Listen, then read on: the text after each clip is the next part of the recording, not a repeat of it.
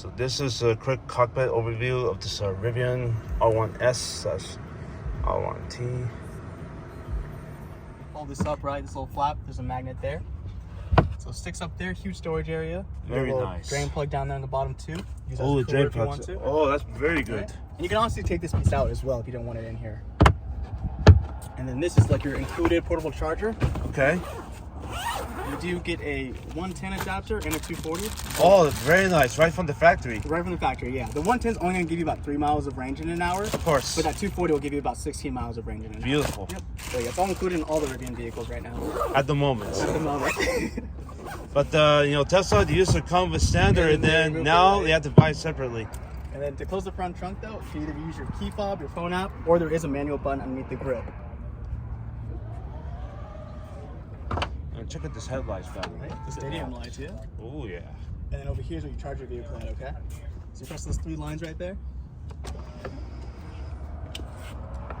And your top portion you do when you're charging at home, right? Your level 2 charging, and then you utilize both of these ports when you're charging at a DC fast charging station. Now, in the future references, will be compatible with the Tesla plug? Yeah, so hopefully early next year, hopefully Q1 or Q2, we're going to give all of our Rivian customers one adapter, so you can actually utilize this Tesla superchargers early next year. Beautiful. And then hopefully in 2025, we actually change the port to the NACS port.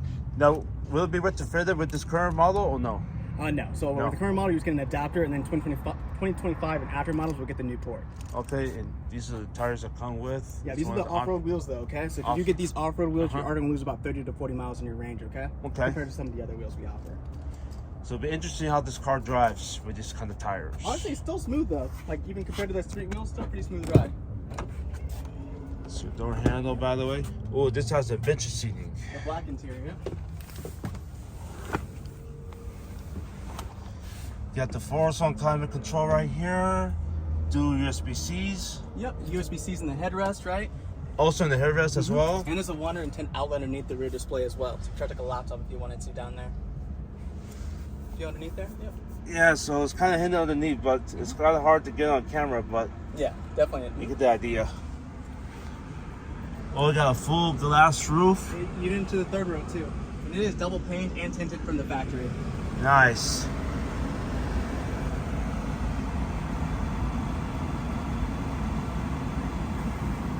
All you can really do back there is control airflow, turning it on and off in your heated seats.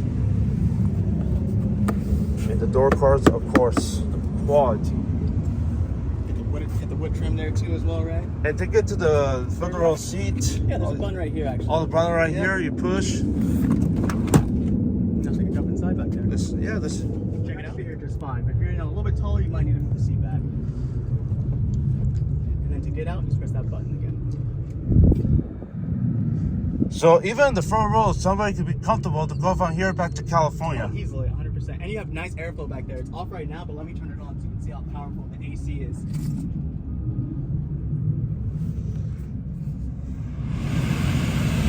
Now we're talking.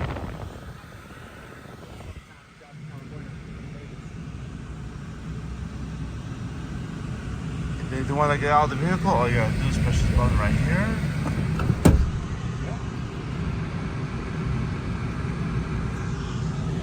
And just for references,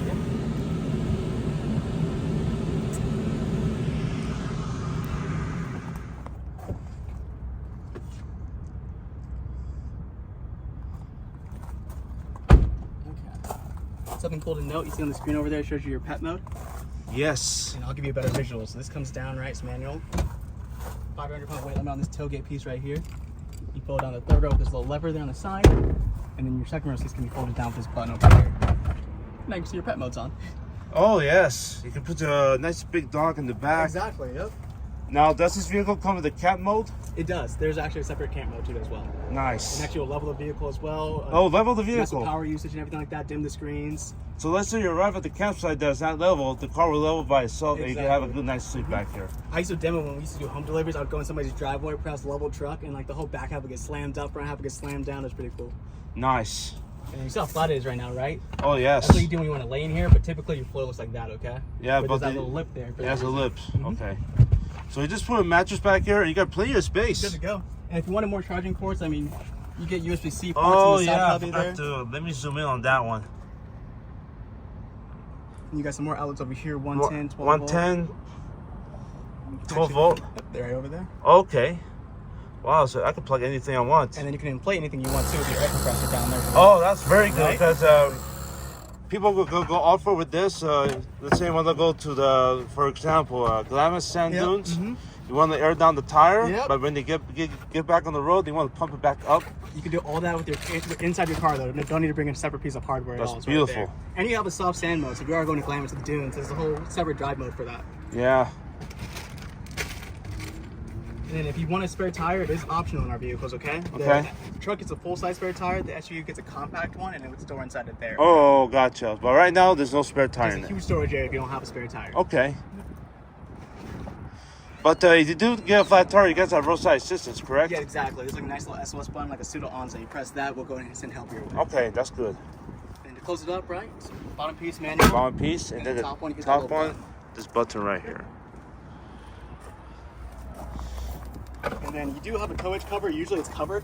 You can see on the other one it's covered, but this one is open, so you can kind of take a look at it now where it's located, right? And you have your 7-pin auxiliary connector over here on the other side. So how many pounds can you tow? With the SUV, 7,700 pounds. Not bad. And then with the truck, 11,000. 11,000. Wow. Yeah.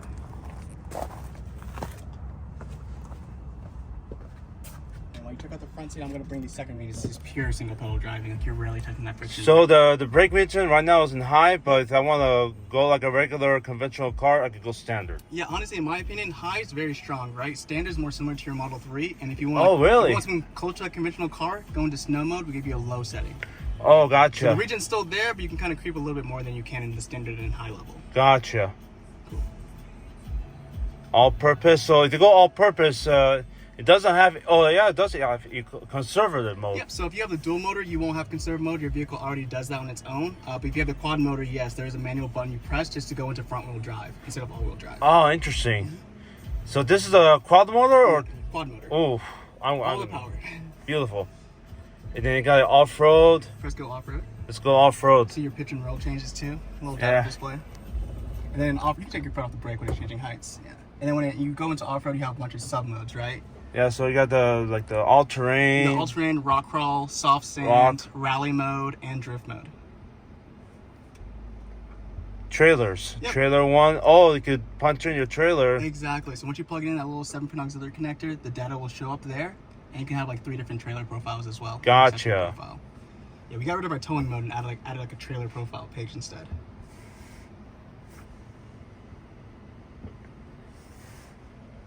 I heard the earlier generation Rivians, the trip computer, it was kind of tricky to get to. You had to go push to get to it. Now it looks like everything is. Yeah, there are some people that were going to like the service mode, and that one it's like a little tricky setting that you have to like push the screen in certain areas. But typically for you guys, we added this data display, so you can now not do all that and just see it right there in front of you. Very nice. And if it was ever too much when you're driving, you can always swipe it away or bring it back. Okay. All right. You need to adjust your steering wheel or side mirrors.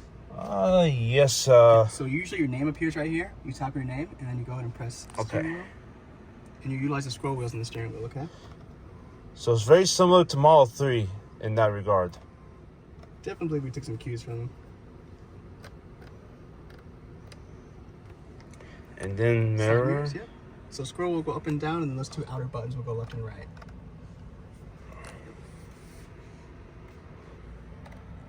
And then these buttons go left and right on the outside. Oh, okay. Yep, there you go. Oh, gotcha. And then once we go into drive or lock the vehicle, that's when the handles will go in flush. Okay. Cool. All right, now let's shift it forward. Yep. So whenever you do shift into gear, right, it's gonna always have that hold feature right there, that big H, okay? And right now your brake lights are on, and the vehicle will not move until you give it some juice. There we go. Oh, keep this in mind. If you're in the off-road mode, the sensor turns off.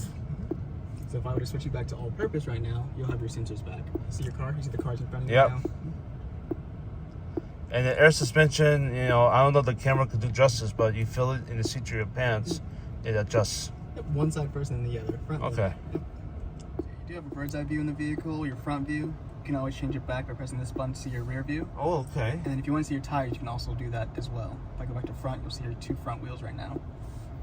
And then we're going to add a feature in the future where if you turn on your blinker, the camera is going to appear, but on your driver's display. That's going to come in a future update. It's in the future update, not at the moment. Okay. Yep. You get about like 1 update a month right now, I would say, with this. Okay. 1, 2.